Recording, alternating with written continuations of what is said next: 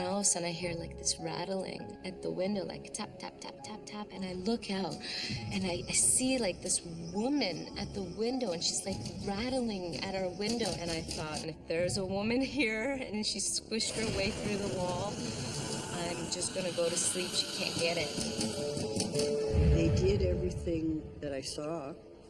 They were sitting cross-legged in the grass and looked like they were talking to each other, and they still had their sticks with them, but there was only two.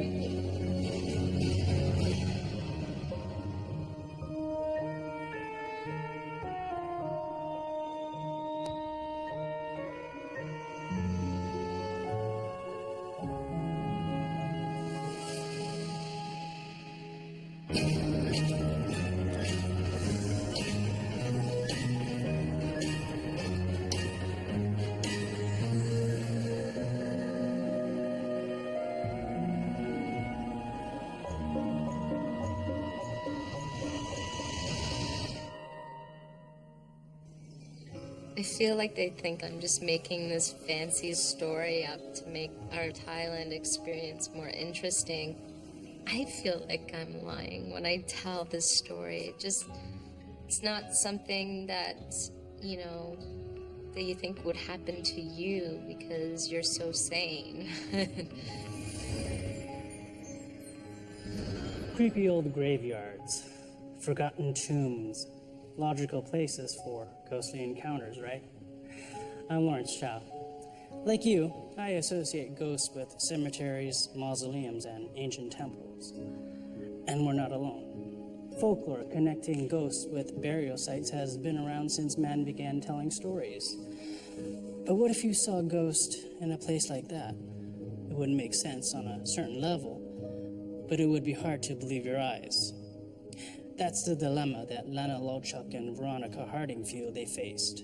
Two women will meet today on Ghostly Encounters. Lana and her friend Rhonda were visiting Thailand when their seemingly idyllic beachfront bungalow turned out to be anything but. It was my second time actually in Thailand, and I decided to go with a friend, and I was just traveling around, enjoying life. We got to this island we went on to an all-night boat trip. And when we got there, it was really, really late at night, and it was dark, and when we got there, they had a whole bunch of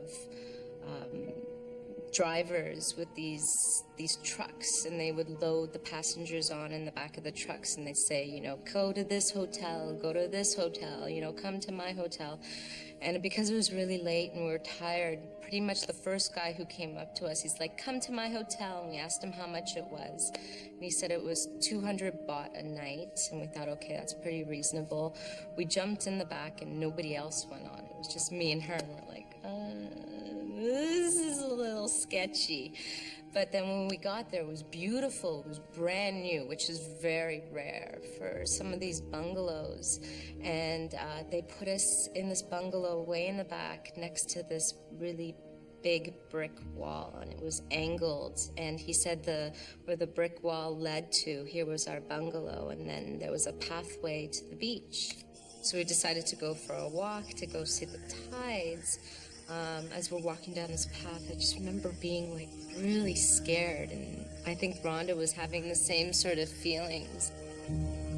Even though it's really warm and it's tropical and you've got this tropical air, you feel this cold chill, and you feel just this spine tingling chill that doesn't feel right. And I just remember walking and not being able to see where I am and feeling like there's just something lurking and there's something in the bushes, and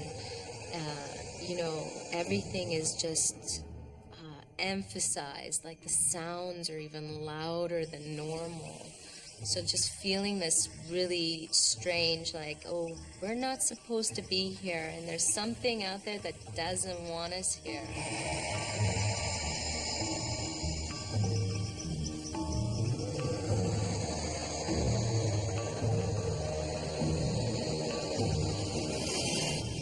There was really nobody else there, and this really strange, secluded feeling, and felt very, very dark and eerie.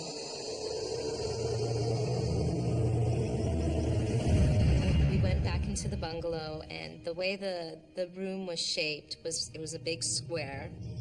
And there was one window at one side, another window at another side, and there was 2 beds on either side of the windows. Where my window was, where that brick wall was, no person could walk through it. It was really, really, really narrow. But it came up pretty high, but you know, an animal could run through there because it was about yay big, about that wide.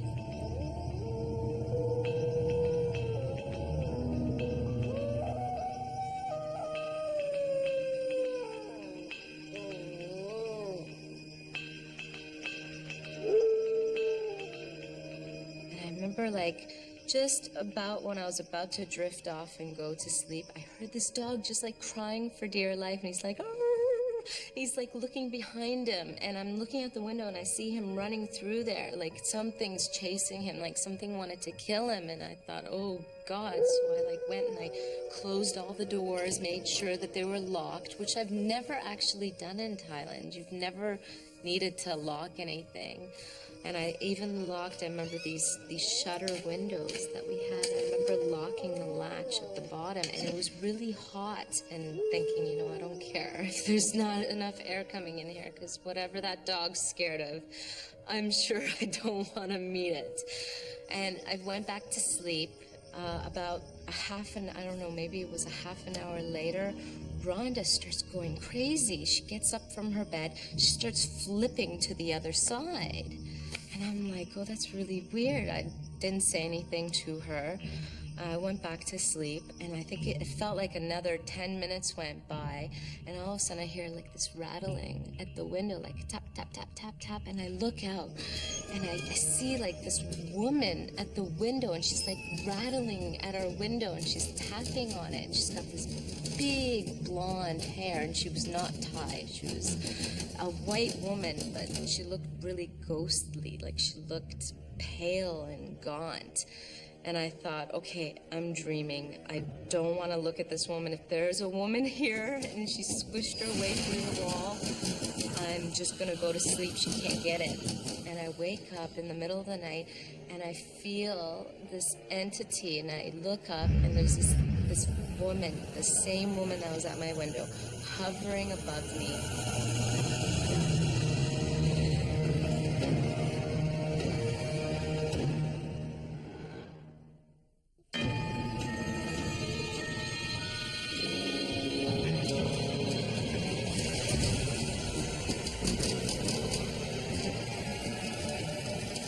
I hear this rattling at my windows, like tap, tap, tap, tap, tap, tap. And I look out, and there's this blonde, like white-haired woman, and she wasn't Thai, and I didn't know, you know, she didn't even look real. She looked very pale and ghostly, and she was wearing this bright blue sarong, and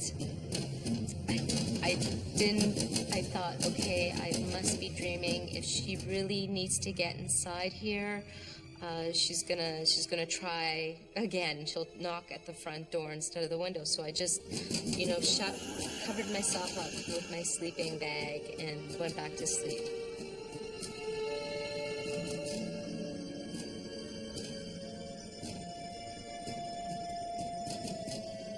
And I wake up in the middle of the night, and I feel this entity, and I look up, and there's this woman, the same woman that was at my window, hovering above me, and she was taking my blanket, and she was like trying to cover me.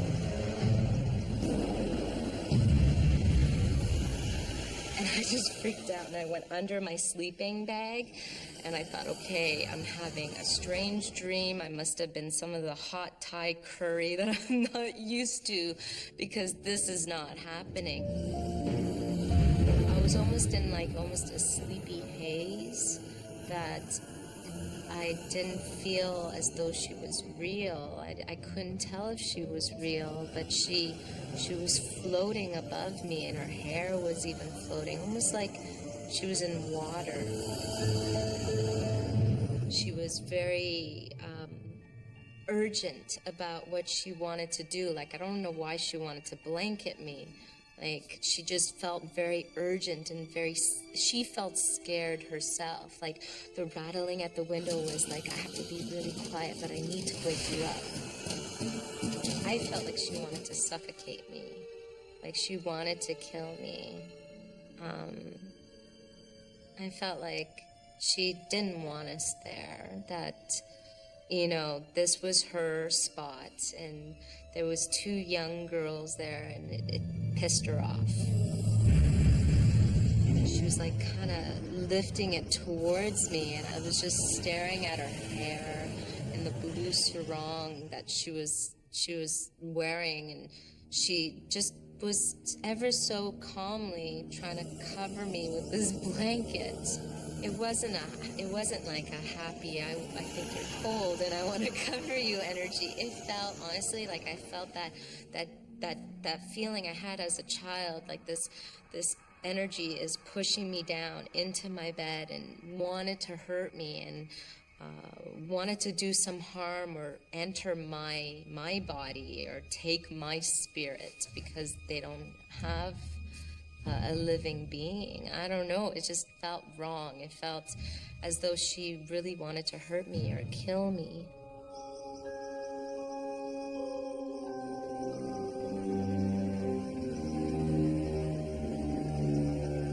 Finally, I woke up in the middle of the night, and I turned on the bathroom light, and Rhonda looked at me. She's like, "What are you doing?"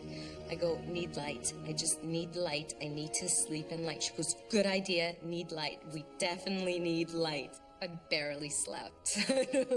I don't really remember. I just barely slept. I just remember lying in bed most of the night and just waiting for the sun to come up, and I just wanted there to be more light around me and outside. We woke up in the morning, and I sat up at the bed, and I looked at, I'm getting goosebumps even just telling the story again. I looked at Rhonda, and I said, "Did something funny happen last night?" And she's like, "Yeah, did something weird happen to you last night?" I go, "Yeah, I think there was someone at the window." She goes, "Me too." And I said, "Was it a woman?" She goes, "Yeah." And I go, "She wasn't Thai, she was blonde." She goes, "Yeah, she was at the window." And I go, "Yeah, she tried to blanket me in the middle of the night." She goes, "I'm getting out of here. Let's get out of here." We like packed our bags. We started running out of the bungalow. The owner of the bungalow is like, "Where are you going? Where are you going?" And we like literally threw the keys at him. We're like, "We're just leaving. We are just going. I don't care. I don't want to be here." We ended up hitchhiking because we're in the middle of the country. We had no idea where we were. We hitchhiked into town. We got there and we got into another bungalow, and it was in the city, and it was noisy, and it was dirty, and I didn't care. But this is the weird thing. This is where it doesn't end. The next day, I just remember sitting on the beach and someone telling us about, "Oh, you haven't seen the whole island. It's really beautiful. You should go see the Temple of the Dead." And we're like, "Ooh, Temple of the Dead. Sounds really spooky." And we're like, "Okay, why not?" We go and we take a day trip the next day out there, and we're like taking snapshots, and I look over and I'm like, "Rhonda, look over there." And it was like, you know, a few hundred meters away, and there's the resort, you know, right there in plain view. The resort where we stayed at, and I can see our bungalow. And I'm like, "Rhonda, there's our bungalow." And she goes, "Figures."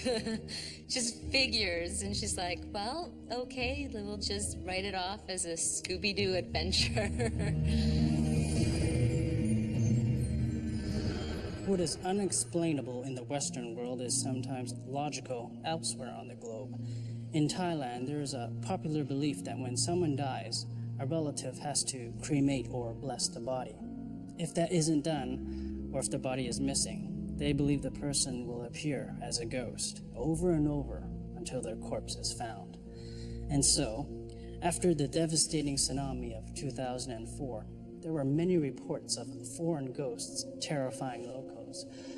Could this be why the foreign ghosts appeared to Lana? Does she need a proper burial? Or is there another explanation? A story that circulates to scare travelers in Asia, as Lana discovered when she returned home.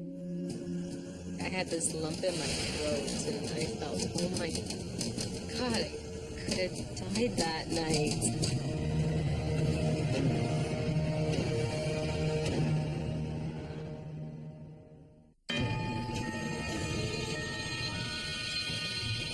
I look up, and there's this woman, the same woman that was at my window, hovering above me, and she was taking my blanket. She was like trying to cover me. Many years later, when I met this guy and we were talking about experiences in Thailand and everything, and I told him the ghost story, and he told me about this foreign white-haired woman that actually haunts throughout Asia and kills foreigners. It dropped, like my gut dropped, and like I had this lump in my throat, and I felt, oh my God, I could have died that night. Like, maybe this was real, and maybe it was some sort of poltergeist or some sort of spirit that was very angry that actually suffocates people. And if that's actually real, that I could have died that night. Lana still has trouble explaining what she experienced that night in Thailand, even though her friend Rhonda says she saw the ghost too.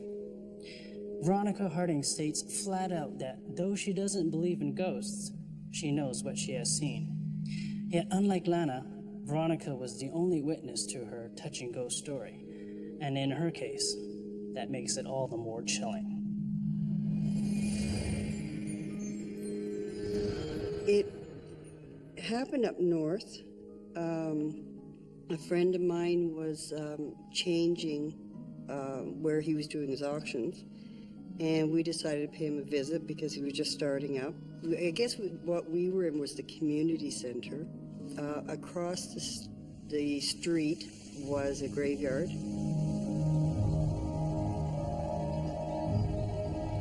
We got the auction number.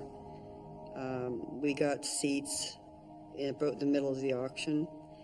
My kids were bored, and so they asked me if they could go out and play, and they walked over to the graveyard. And there's no traffic where we were. There's absolutely no traffic. So when I looked over, they were in the graveyard, the two of them, and they said they were looking for their ancestors, which I found quite humorous because my side's from Yugoslavia and my husband's from England. So I thought they weren't doing any harm, and there was no people around, so I let them stay in the graveyard and play. And I went back to the auction and just changed my seat so I could look outside the door and watch them at the same time. And there were two of them, and they seemed to be having a pretty good time, so I left them alone.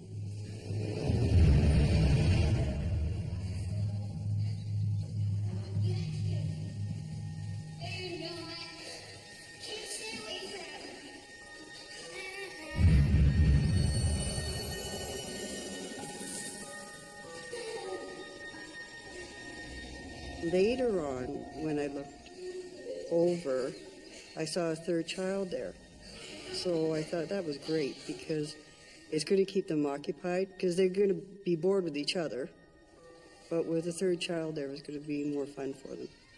So I watched the three of them play, and they were having a good time. They played tag, and then they had sticks, and they were sort of going through, I guess, looking for bugs. And it looked like they were talking to each other and communicating, and they were sitting, like sort of sitting circular in the middle of the graveyard. This sounds terrible, doesn't it? They're sitting circular in the graveyard, and they were talking and playing.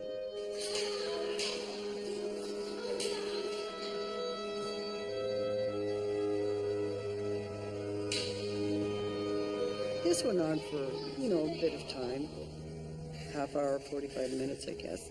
And by that time, the auction was over. We ended up paying for whatever, we bought, and we were loaning up the car. So I let the kids continue to play, but when I looked over, the other child was gone. So I called the boys over to come to get back in the car because we were going to go headed home. So I asked the boys, and I said, "How, did you have a good time?" And they said, "No, we hate it. Don't make us come back here again. We don't like the auctions."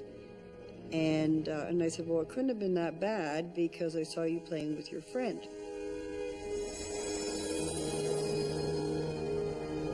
They said, what friend?" And I said, "Well, I saw you guys. I said, you were all playing out there, and you were running around after each other, and you're looking for bugs through the grass, and you're all talking. You were sitting down talking to each other." And my oldest said, "Mom," he said, "there was only 2 of us there. There was no other child there." I sort of felt sick to my stomach because I know I saw 3 children. They say that there wasn't. I mean, if there was, I think they would have told me, but there wasn't a 3rd child there. So I just sort of felt sick. They did everything that I saw.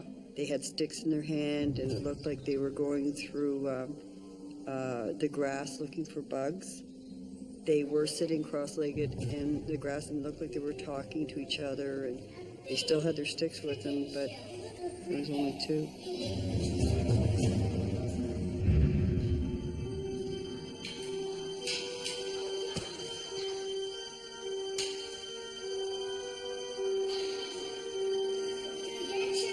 There wasn't a 3rd child, so it had to be a ghost. But, had I still been at the auction, I probably would have gone through the graveyard to see the gravestones, about dates.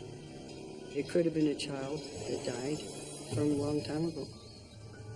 Well, it's funny, because my sons are older now. They're 18 and 13, but they never forgot it. They still do this do-do-do-do-do-do to me, but I was pretty adamant in what I saw.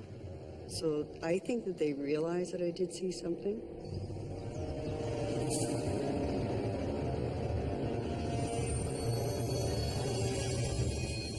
I think maybe it had something to do with the kids, because it was a child. It wasn't an adult.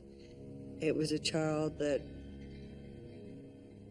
was young. The fact that it's in a graveyard means that he died very early and never had the opportunity to play with kids.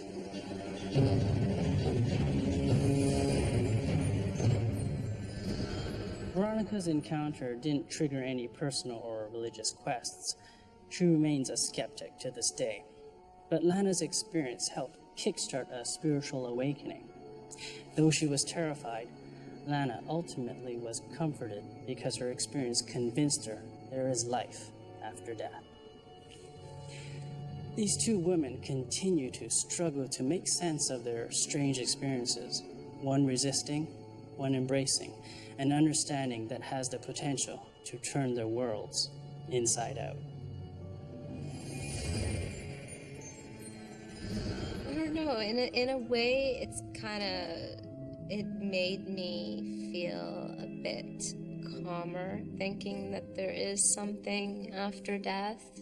It kind of made me search for more spirituality in my life and have a better understanding instead of just feeling kind of lost in this world. So to me, I think it was a positive experience because kind of opened my eyes up. No, I still don't believe in ghosts.